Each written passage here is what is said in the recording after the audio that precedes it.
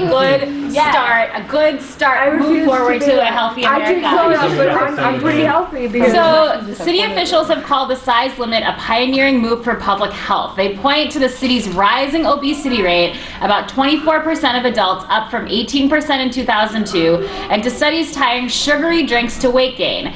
Care for obesity-related illnesses costs government health programs about $2.8 billion a year in New York City alone.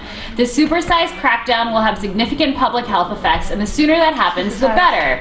So critics say that the measure is too limited to make a meaningful impact on New Yorkers' waistlines, but they said that it would take a bite out of business for the eateries that have to comply, which is what you were saying, that like their profits would go down, while other establishments will still get to sell sugary drinks in 2-liter bottles and supersized cups. So they're saying that it would account for about losing, like movie theaters, for example, would lose about 20% of their profits, and delis and restaurants would have to change like their inventory, make other adjustments, reprint menus, and all of that, which would also cost a lot of money.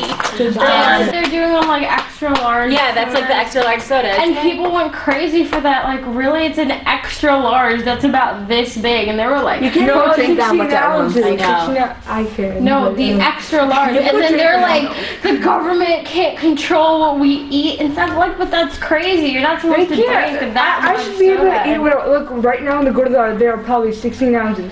Now, in a place like a Gurdwara where they're having like parties all the time, they need those 16 ounces of bottle. If we stop that, they're losing their business. They're losing the money to build this building. And it's stopping. But the reason there were so many protests was because of the marketing companies that are going to lose money rather than the health concerns of the people. But are you the management company? Yes.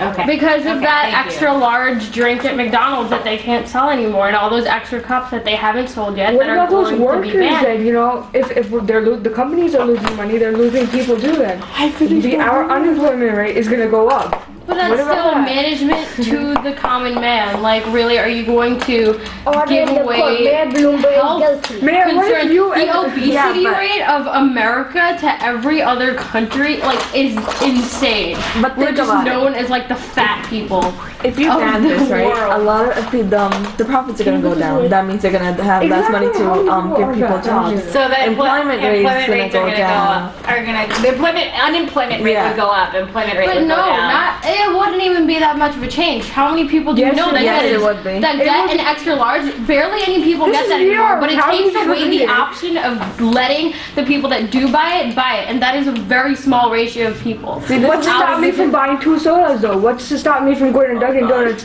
and putting those sugar packets in? Nothing. But it's a start. It's a start. That's what start? It is. If you tell me no, I'm gonna say yes. That's my new motto. Yeah, that's true.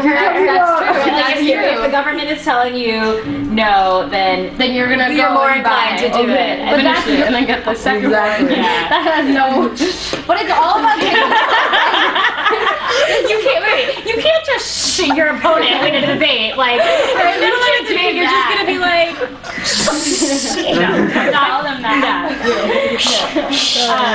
But it's all about starting a movement that other companies will realize how much difference this can make. It's all about starting the thing and people having to realize how much. But you're hurting the country too because we're losing money. People are dying. Okay. They're dying because they don't ask me for statistics, but everyone knows this. The obesity rate in America is way too high. It is climbing. It's not. Unfortunately, it's not decreasing. I wish it was. Not just the soda ban. The soda ban is from this, right? Think about the money that we're losing by people getting obese and going to hospital. Right. So this study showed that I think the money's more for changing menus $2.8 million gets spent for government health programs because of obesity-related. But also you realize that if they're willing to raise this, that's a completely different debate. Right. No, but she's right though. She's saying that the government is ready to spend so much money. That has to mean that there's something. If they're willing to spend that much money on this, it is important. And this is sugary drinks. I remember they took sugary drinks out of school lunchroom a couple years ago, and everybody was like, "Oh my God, what? No Coke, and no." now everyone's okay with but they sell ice cream, and that might have more sugar. No, yeah, they don't. Do. You could buy it, but they don't give it as lunch. As like, if you drink like a normal like straight soda, like not diet, not anything, it has a lot. Like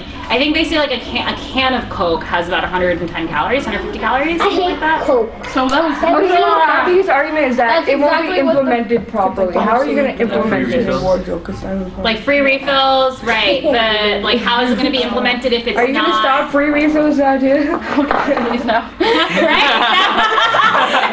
And we're done. Is that right?